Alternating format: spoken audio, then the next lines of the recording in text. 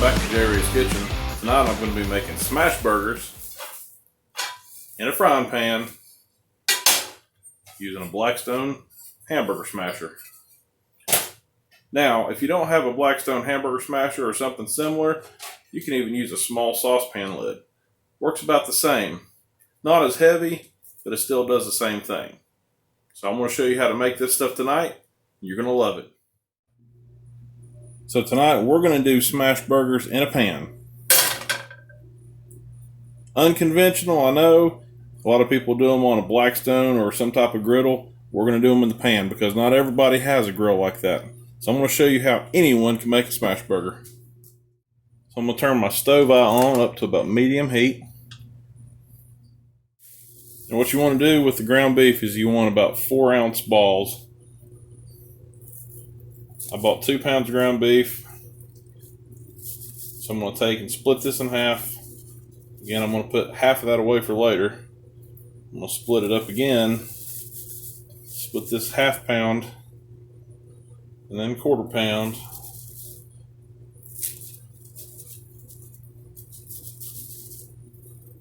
Not exact, but pretty accurate. I'm going to take these. And what you want to do is you just want to loosely pack this hamburger up into a ball. Not tight, just loose. Now, if I had a big griddle or like a Blackstone grill, I could do multiple at a time, but since I'm only working with a small pan, I'm going to do one hamburger at a time. And we're going to use this Blackstone burger press or burger smasher, whatever you want to call it. I'm going to put a link for this product down in the description below. You can go straight to the Amazon website and get one just like this today. So to start off, we're going to put some butter in the pan. Go ahead and get it greased up real good. And just to make sure that your burger press doesn't stick to the meat patty whenever you start pushing it down, you get a little bit of butter on that. Just a nice little coating of butter.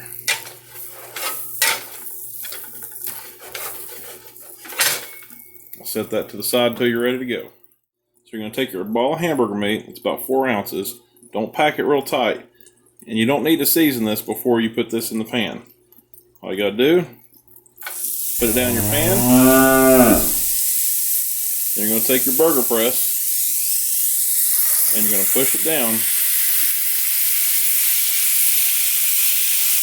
nice and flat and hold it for about 10 seconds.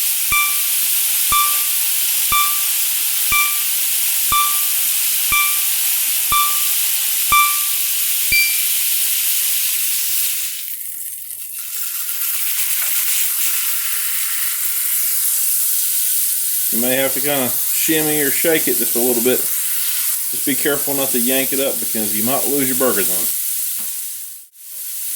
Now we're going to come in with a little bit of salt. A little bit of pepper.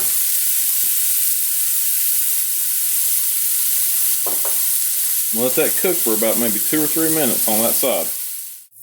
So the original idea for the Smashburger was found back in Kentucky about 50 years ago by a guy named Bill Culbertson that had his own fast food restaurant.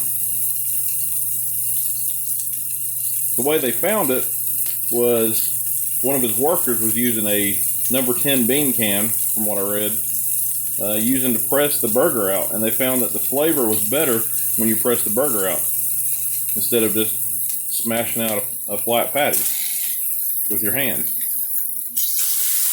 Now flip that over. Now salt the other side. Add pepper to the other side. Let that sit for another couple minutes and it's done.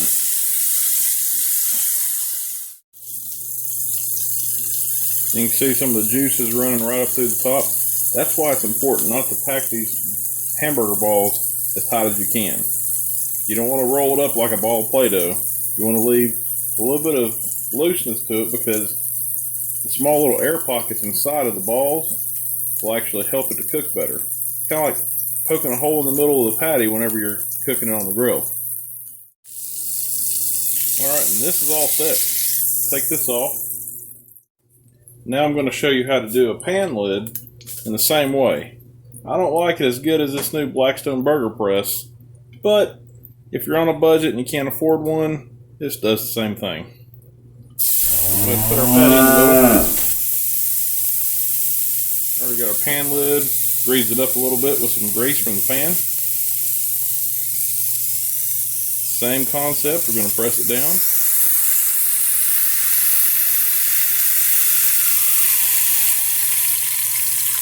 Hold it for about 10 seconds.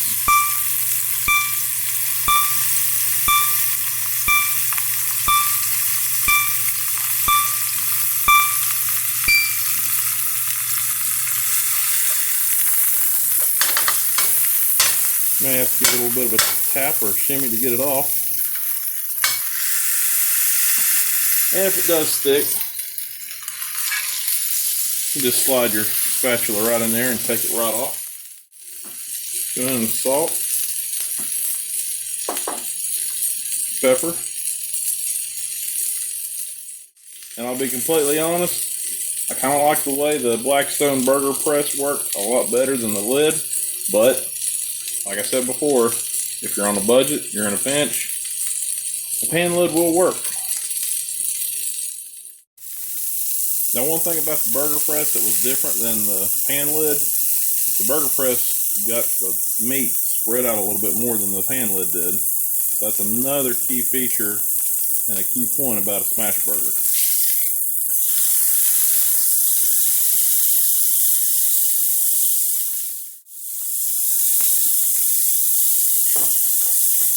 Salt and pepper. And that's done. That's so fun, let's do it again.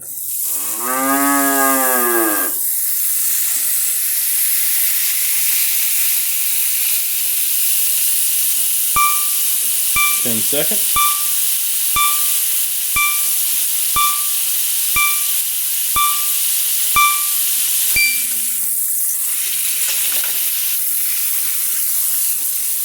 There you go. Pepper.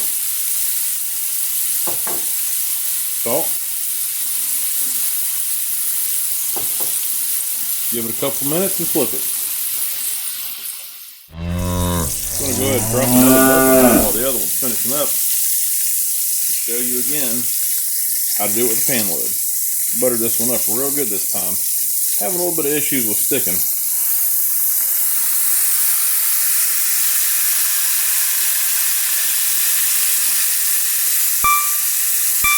10 seconds.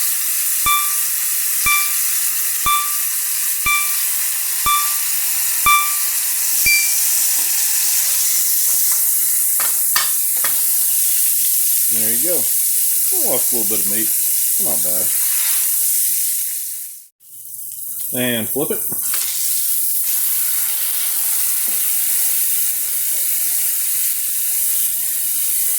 A little more salt and pepper. And if you got other seasonings you want to throw in there, mix it up. That's all you need. Just basic salt and pepper. So my opinion on the two different types of burger presses, flat press like that from Blackstone, or just a pan lid with a little bit of a concave, I really prefer the Blackstone flat press because it's going to get it flatter. And as you can see, this burger's still a little bit thick. Kind of defeats the whole idea of the smash burger. You just can't beat the press.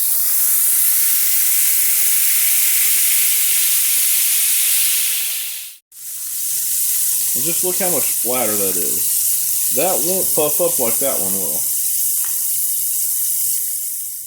Now, I did show you this the other day in a grocery haul that I got at the store. Turns out this actually is a piston that flattens the burger out inside of this mold, and that's not what I want to do. I want this to be more free form. What this does is creates a perfect patty inside of a plastic mold. I don't think it's going to work too well, so I'm just going to return this. So there you go, Smashburgers. This was done with the burger press from Blackstone. They look great, and it did exactly what it's supposed to do. These were done with a pan lid. I added cheese to this already, because that's how I like my burgers. Now the pan lid, it did an okay job, but I prefer the Blackstone burger press. It worked really well for me. So let's get these on a bun and get to eating.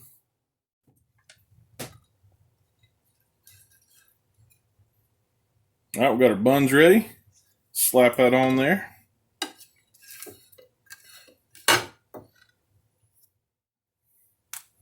Add some cheese to that. It's all ready to go. And a big thanks to Greg Martin for suggesting these Smashburgers. Thanks, Greg. There's some of the Smashburger.